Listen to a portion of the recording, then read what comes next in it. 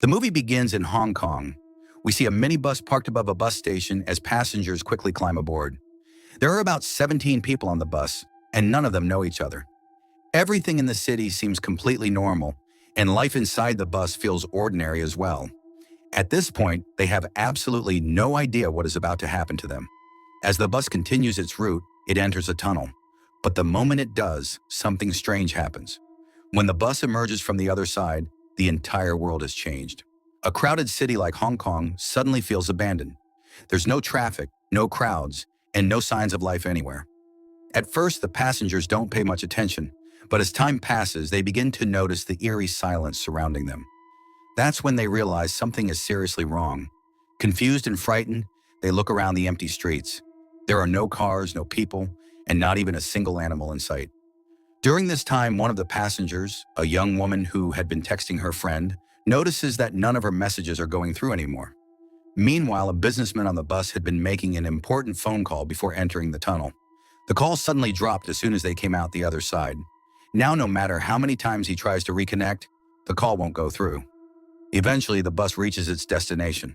But what they find there only deepens the mystery. This area is usually packed with people, especially around midnight when the crowds are at their peak. Yet tonight, the place is completely deserted. It looks as if every human being has simply vanished from the face of the earth. Panic begins to spread among the passengers.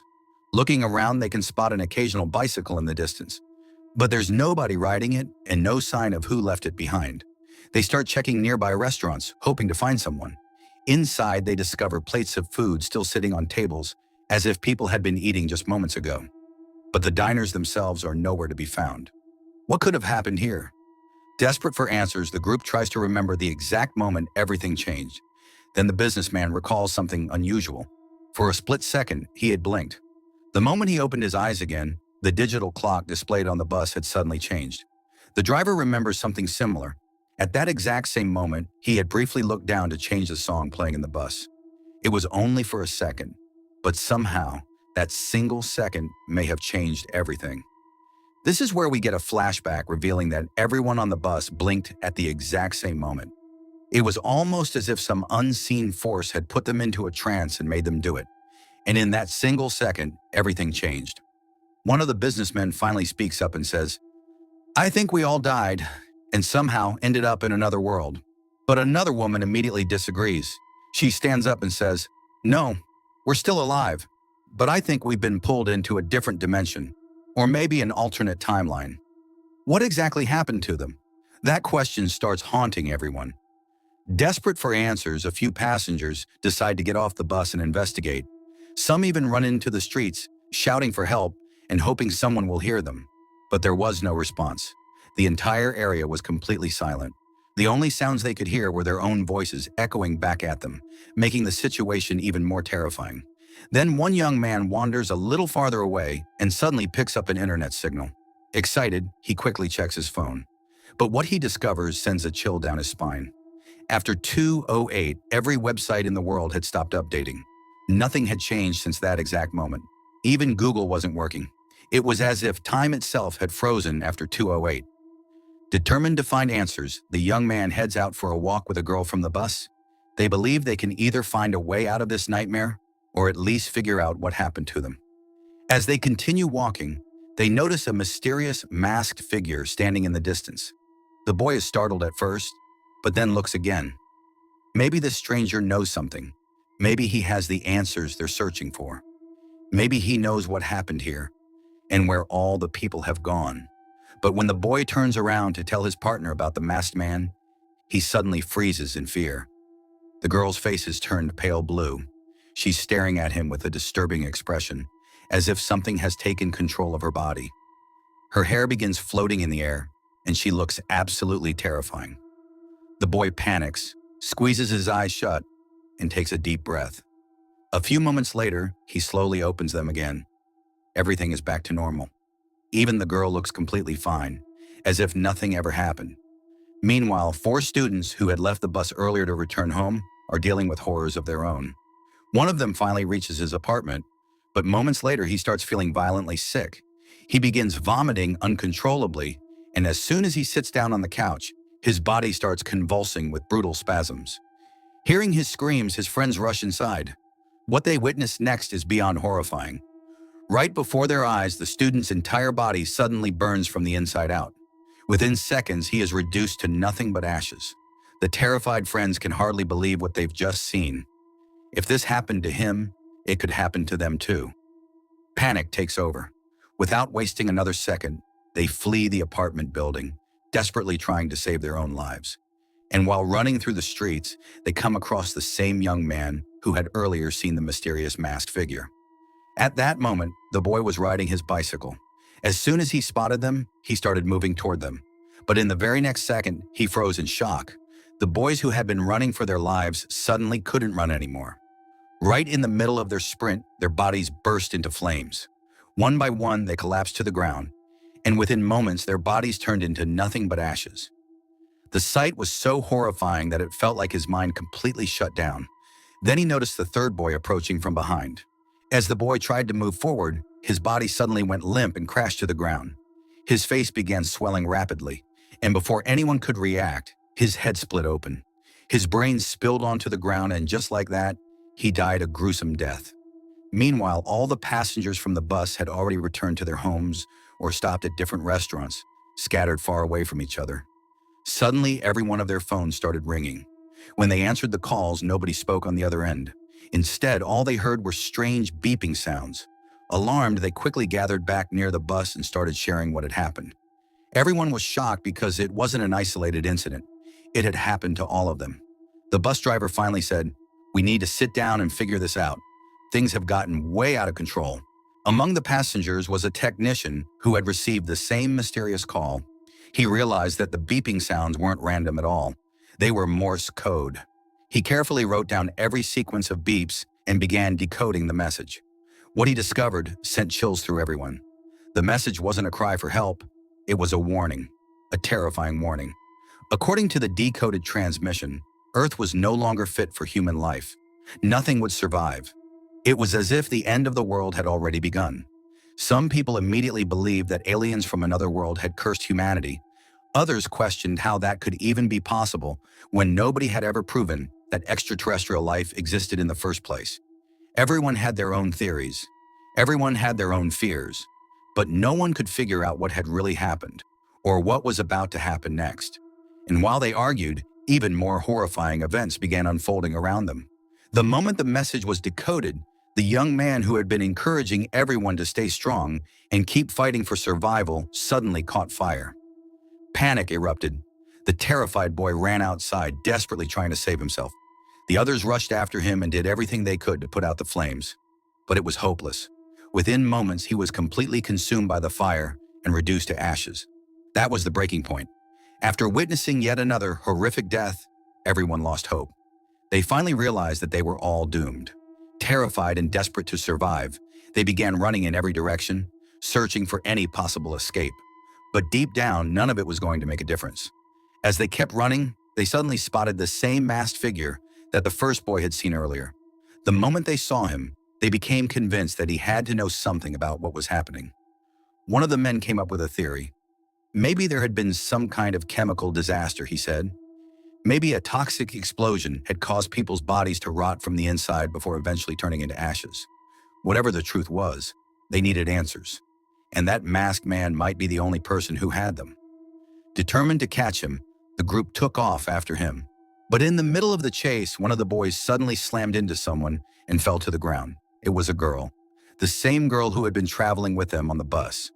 As he looked closer, his heart sank. She was dead, and it was obvious that before her death, she had suffered something horrific. Up to this point, we still hadn't seen the long-haired boy with the bicycle rejoin the group after everything that had happened. Meanwhile, the businessman and one of his companions finally managed to catch the masked stranger they had been chasing. They forced him to sit down and rip the mask off his face. Frantically, they started questioning him. "What is going on here? Are aliens involved? Who are you? You're human, right?" Terrified, the man began speaking. But there was a problem. They couldn't understand a single word he was saying. He was speaking Japanese. Luckily, one of those in the group pulled out her phone and quickly opened a translation app. After translating his words, they realized something shocking. The man wasn't explaining anything. He kept repeating the same thing over and over. Please, give me my mask back." He was absolutely terrified. The group even threatened him, hoping it would force him to talk, but the frightened man suddenly broke free and sprinted away before anyone could stop him. The scene then shifts back to the boy who had separated from the others earlier. The long-haired cyclist who had watched 3 people die right in front of him was completely traumatized. The horrifying deaths had shaken him to his core. Unable to handle what he had witnessed, he had taken shelter inside a nearby apartment building. And then, at last, his phone started ringing. It was his friend. He immediately answered, desperate to hear a familiar voice and find out where everyone was. But before he could ask anything, the girl on the other end asked him a question first. "Where are you?" The boy replied in confusion. "I don't know. We're trapped. There's nobody here." There was a brief silence. Then the girl said something that made his blood run cold. "What do you mean you're trapped? You've been gone for 6 years." The boy froze. His mind couldn't process what he had just heard. To him and the others, only a single day had passed since they disappeared. But in the real world, 6 entire years had gone by.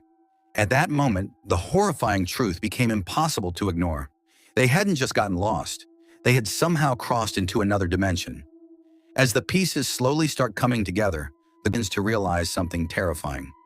What if time moves much faster in this dimension? Maybe the people saw dying had simply reached the moment of their deaths in the real world. The thought sends a chill down his spine. Terrified, he decides to head back to the rest of the group. But the moment he returns, another horrifying scene unfolds right in front of everyone. One of the boys suddenly starts crumbling into ashes before their eyes. He screams in agony as his body breaks apart. But there's nothing anyone can do to save him. The group is still completely confused about what's happening. Then another boy finally speaks up. He reveals that he received a phone call from his friend, who told him something was impossible. He had been missing for 6 years. Hearing that leaves everyone speechless. Nobody can even process what they're hearing. At that moment, the technician points toward a chemical factory in the distance. He suggests that there may have been a massive chemical explosion there, and somehow that blast could have pulled them into another dimension. As crazy as it sounds, it actually makes sense to everyone.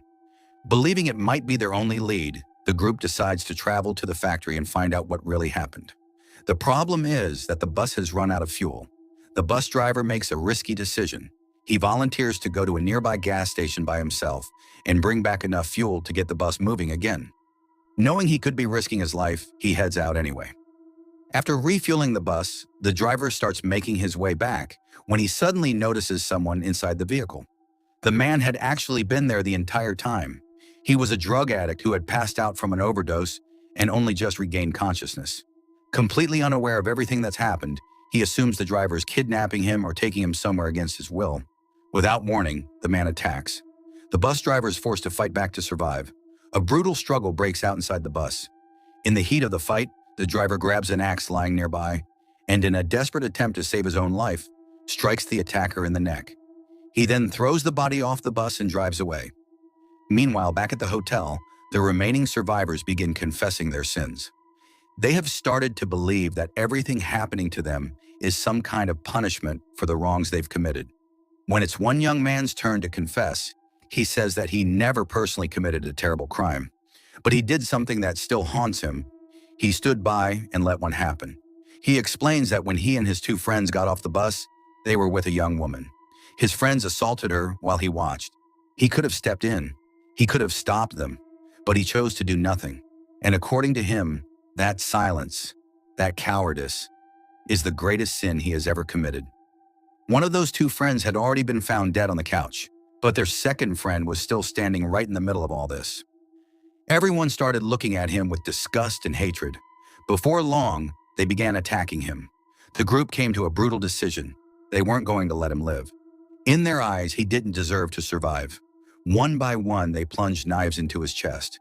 Even the businessman, with tears streaming down his face, stabbed him while saying, "I have 2 daughters of my own, and I would never want someone like you living in my world." Ignoring his desperate pleas for mercy, he drove the knife in, and eventually the young man collapsed. To get rid of the body, they wrapped him in plastic and tried to store him inside a freezer. But suddenly, the boy's eyes snapped open. Blood was pouring from his eyes. He looked furious. Breaking free from the plastic, he grabbed a massive weapon and charged at the group. In simple terms, he wasn't dead at all.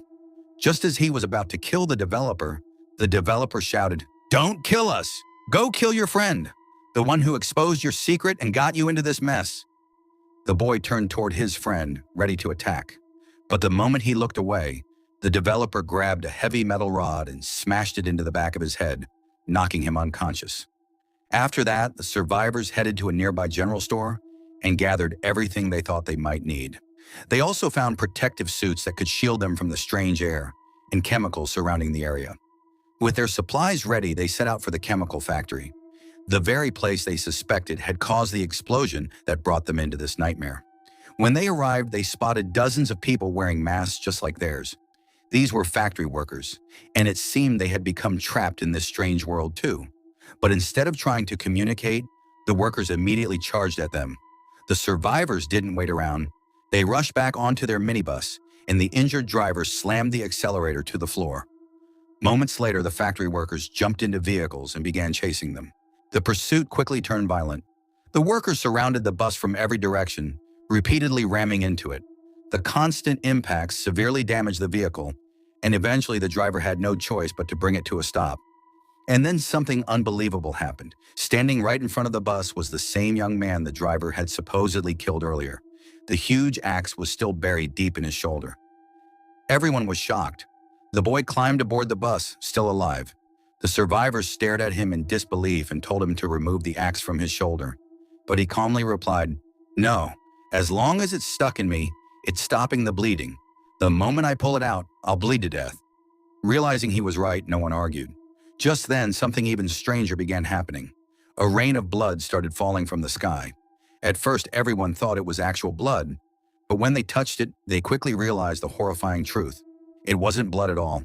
It was acid, a corrosive liquid capable of melting human flesh. Desperate to survive, they needed to find shelter immediately.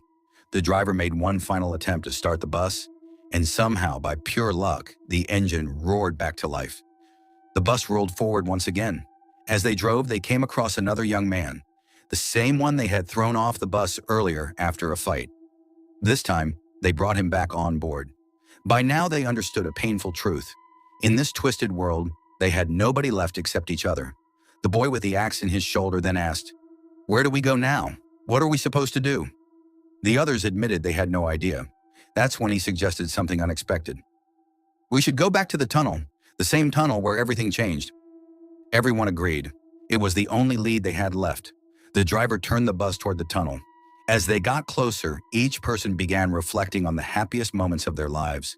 They remembered the people they loved. They remembered the lives they had lost.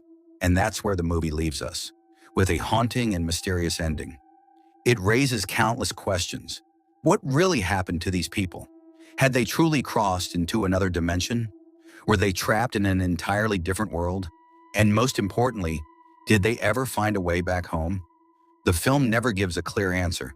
Instead, it ends by showing the survivors lost in their memories, leaving us with one final unsettling mystery that lingers long after the credits roll. With this, the story ends here.